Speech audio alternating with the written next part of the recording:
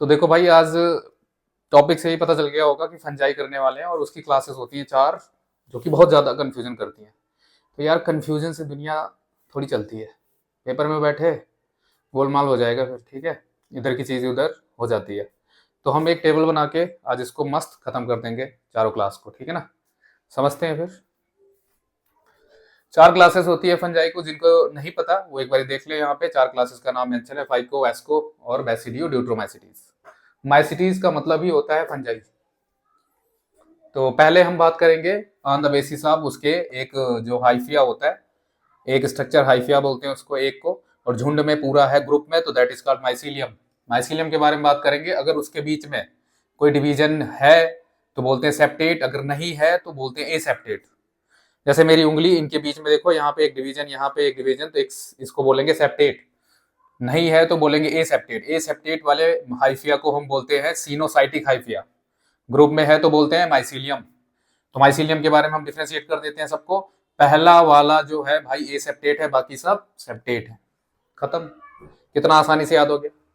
Confusion रहता था पहले, ये सेप्टेट वो सेप्टेट, कौन सेप्टेट, तो क्लियर।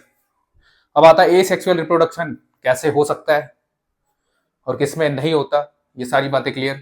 इस वाले केस में जू स्पोर का फॉर्मेशन होता है। जू स्पोर वो होते हैं जो मोटाइल होते हैं। एपेलिनोस्पोर दोनों साइज में बनेंगे, बड़े और छोटे, एक छोटा और एक बड़ा। मेल वाला ज्यादातर छोटा होता है। और ये जो स्पोर्स बनते हैं, जू स्पोर्स, ये भी पूछा जाता है इंडोजेनेसली या एक्सोजेनेसली, तो ये इंडोजेनेसली है। खत्म।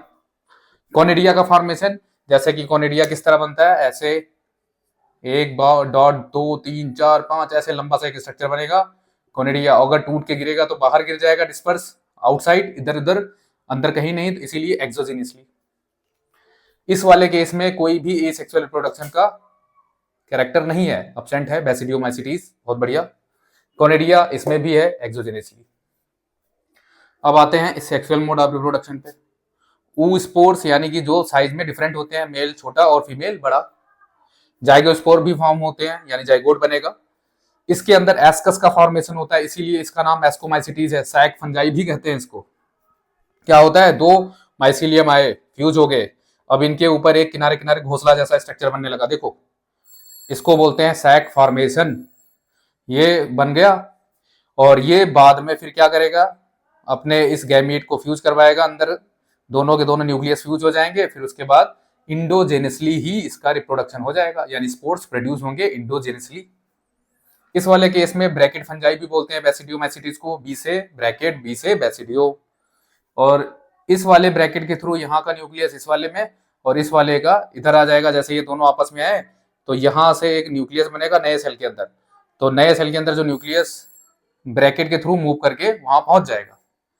तो इनके जो स्पोर्स बनते हैं, इस तरह से ये फ्यूजन करने के बाद अपने सरफेस पे इस तरह का एक टोपी, इस तरह से एक टोपी, इस तरह से एक टोपी, तो टोटल 4 म्योटिक डिवीजन से 4 स्पोर्स जो है एक्सोजेनियसली बाहर की तरफ प्रोड्यूस होंगे।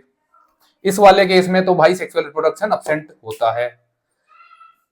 और अगर प्रेजेंट हो जाए, अगर पता चल जाए कि इसमें सैक लाइक स्ट्रक्चर है या बेसिडियो स्ट्रक्चर है, तो वो वाला सीधा कैरेक्टर मूव कर जाएगा इन दोनों क्लास के किसी एक क्लास में।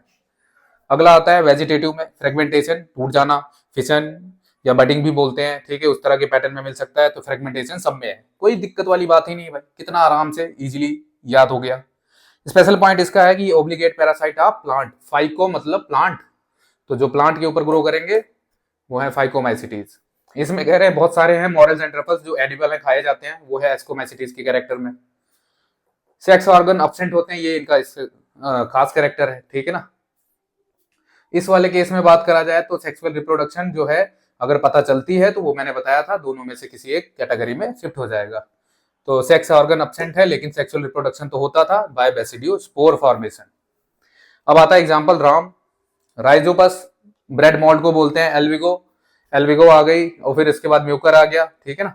तो ये एग्जांपल है, इसके ध्यान रखना है। तो इसमें आ जाता है यहाँ पे ईस्ट पेंसिलियम, न्यूरोस्पोरा और क्लेविसेप्स का एग्जांपल है। न्यूरोस्पोरा ऐसा है जिसके ऊपर जेनेटिक वर्क हुआ है। दरअसल ये जेनेटिक इंफॉर्मेशन जो वेक्टर की तरह करते हैं ना, कि अपने पास आया जेनेटिक मटेरियल किसी को पास ले जाने में मदद करते हैं। फिर इसके बाद आता है एग्जाम्पल, इसमें एग्रीकस, उस्ट्रेलेगो और पक्सीनिया। इसमें एग्जाम्पल हम ऐसे याद कर सकते हैं, आज, आज मतलब एस्को, पेन जो है पेन ये न्यू कलर का है। आज ये पेन न्यू कलर का है, ट्रिक है इसकी एग्जांपल याद करने की। अगर उस्ताद पूछे तो बता देना, बता देना मतलब बेसिडियो मैसिटीज। अगर उस्ताद पूछे मतलब पक्सीनिया, अग्रिगस, स्टिलेगो, पक्सीनिया। अग्रिगस एग्जांपल मशरूम को रिप्रेजेंट करता है, ये स्मथ को, ये रस्ट फंगस। पक्सीनिया जो है एक व्हीट रस्ट काज करता है। इसी तरह से एक मस्टर्ड वाला होता है, एल्बिगो बोलते हैं, यहाँ पे हमने पढ़ा था ना एग्जाम्पल एल्बिगो, ये वाला एग्जाम्पल है मस्टर्ड रस्ट का।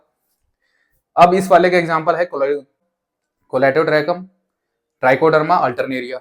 अल्टीमेट कलेक्शन है तेरे दोस्त के, ऐसे ट्रिक मान सकते हैं। इनको हम डीकंपोजर्स भी बोलते हैं। तो देखो 5 मिनट में चुटकियों में हो गया ये काम, ठीक है, किसी को एक सिंप्लीफाई करते हुए। तब तक के लिए शुक्रिया, धन्यवाद।